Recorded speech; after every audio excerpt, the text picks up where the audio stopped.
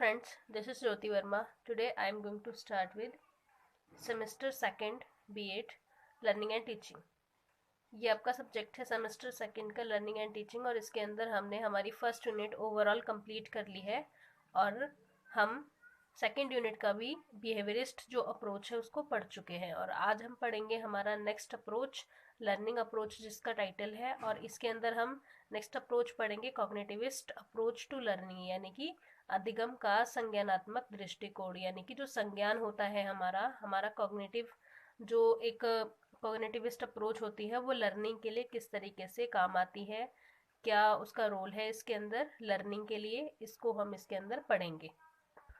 So friends, सबसे पहले start करते हैं कि what is cognitivist approach to learning यानी कि अधिगम का जो संज्ञानात्मक दृष्टिकोण है वो क्या है। तो इसके अंदर है संज्ञानात्मक मनुष्यों की क्षमता, सोच और मानसिक रूप से विभिन्न वातावरण और परिस्थितियों को संदर्भित करता है। मतलब संज्ञानात्मक जो दृष्टिकोण है वो क्या है, एक तरीके से हम इसमें समझेंगे कि मनुष्यों की जो क्षमता होती है, मतलब जो उसकी कैपेबिलिटी होती है, उसकी सोच होती है, थिंकिंग, उसका जो मानसिक रूप से विभिन्न वातावरण, मतलब जो मेंटली अगर उसको देखा जाए तो उसके अंदर जो विभिन्न वातावरण का प्रभाव पड़ता है, जो भी उसके एनवायरनमेंट का प्रभाव पड़ता है, परिस्थितियों का प्रभाव पड़ता है, उसको संदर्भित करती है। यह क्षमता हमें पशुओं से अलग दर्शाती है क्योंकि हमारे पास कॉग्निटिविस्ट एक तरीके से क्या है, हमारे पास संज्ञान है, हम कॉग्निटिवली कुछ भी थिंक कर सकते हैं, कुछ भी सोच सकते हैं। तो ये जो एक क्षमता होती है ये क्या करती है, हमें पशुओं से अलग बनाती है। यह एक तरीका है, मतलब ये एक ऐसा तरीका है जहाँ कई मनोवैज्ञानिकों और अनुसंधानों ने सिद्धांतों पर प्रस्ताव दिया है और सोचा है कि मनुष्य कैसे सीख सकता है, मतलब वो किस तरीके से किसी चीज को लर्न कर सकता है। यह प्रक्रिया एक सक्रिय क्रिया है, मतलब ये एक्टिव प्रोसेस है।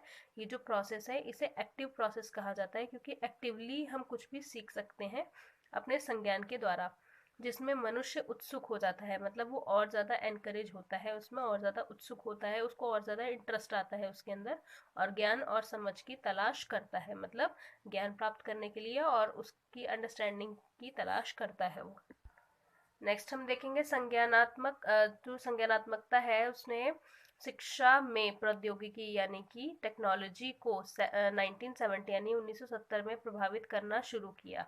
इसको अपनाने में नेतृत्व किए एक बदलाव का जिसमें हमारा ध्यान बाहरी व्यवहार को मापने की बजाय व्यवहार के पीछे के आंतरिक मानसिक व्यवहार प्रतिक्रियाओं को मापने पर गया है, जिसने कार्य और अधिगमकर्ता के विश्लेषण को बहुत महत्व दिया। यानी कि इसने क्या किया है, कार्य को और अधिगमकर्ता का जो विश्लेषण है उसको एनालाइज करना है, उसको बहुत ज्यादा महत्व दिया है। आगे क्या है, संज्ञानात्मक वादी, मतलब जो संज्ञान का जो बिहेवियरिस्ट अप्रोच है उसको जो मानने वाले हैं संज्ञानात्मक वादी, कार्य को टुकड़ों में बांटने और आसान से जटिल, मतलब ये किस तरीके से होता है, आसान है फिर उसको कॉम्प्लेक्स बनाया जाता है, पहले इजी है उसके बाद उसमें कॉम्प्लेक्सिटी आ जाती है, पर जानने को महत्व देते हैं। पहले आप किसी चीज को इजीली सीखते हैं, फिर धीरे धीरे धीरे धीरे वो टफ होती चली जाती है, मतलब जटिल हो जाती है।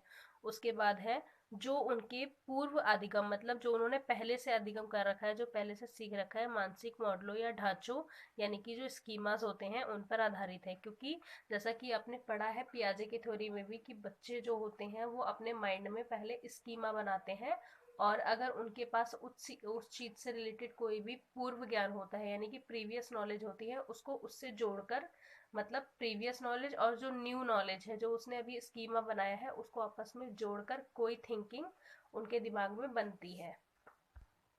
आगे हम देखेंगे अधिगम के संज्ञानात्मक दृष्टिकोण की सामान्य विशेषताएं, मतलब कि जो अधिगम है उसके अंदर जो हम संज्ञानात्मक दृष्टिकोण पढ़ रहे हैं, कॉग्निटिव अप्रोच पढ़ रहे हैं, उसकी सामान्य विशेषताएं क्या है। तो general characteristics of cognitive approach of learning, तो इसमें फर्स्ट है हमारा अधिगम का संज्ञानात्मक दृष्टिकोण। अधिगम का एक व्यापक दृष्टिकोण हो जाता है, मतलब ये एक तरीके से वाइडर लेवल पर दृष्टिकोण हो जाता है। यह समस्या और हल करने और अवधारणा अधिगम दृष्टिकोण के रूप में कई मनोवैज्ञानिकों द्वारा संदर्भित किया जा रहा है। सेकंड हम देखेंगे इसके अंदर संज्ञानात्मक दृष्टिकोण शिक्षार्थी के अवचेतन अनुभव के महत्व पर जोर डालता है।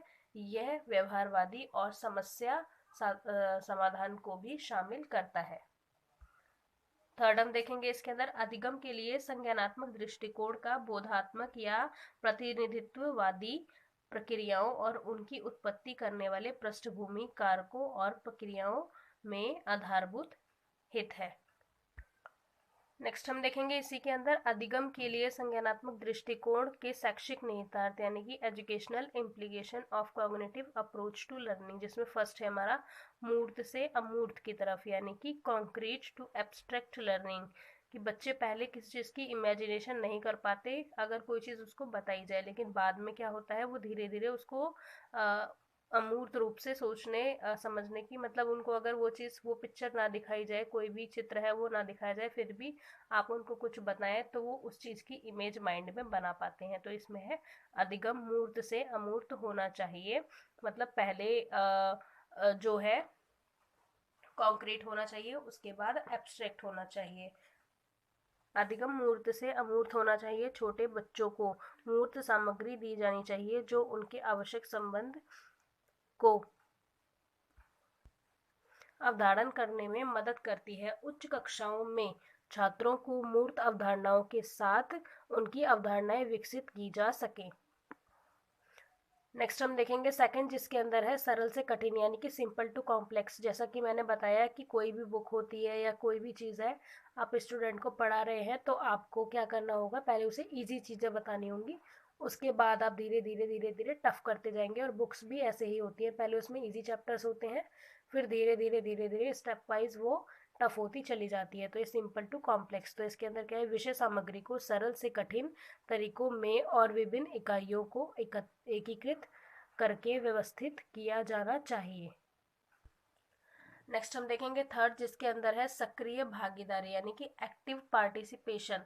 तो एक्टिव पार्टिसिपेशन में क्या है, शिक्षण अधिगम प्रक्रिया में शिक्षक को छात्रों की भागीदारी के लिए प्रयास करना चाहिए। वह कुछ अवधारणाओं को छात्रों को उनके संज्ञानात्मक विकास के स्तर और प्रकृति के अनुसार उपयुक्त अधिगम अनुभव के साथ प्रदान किया जाना चाहिए।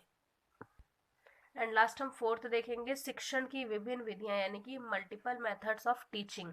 तो इसके अंदर है ब्रूनर ने कहा कि विकास और शैक्षिक उद्देश्यों की जो प्राप्ति है, प्राप्ति के लिए शिक्षक को विभिन्न विधियों और प्रक्रियाओं का प्रयोग करना चाहिए, जैसे खोज विधि, पूछताछ दृष्टिकोण, अवधारणा प्राप्ति मॉडल, डायलॉग और चर्चा विधि, अधिगम की रचनात्मक विधियां आदि।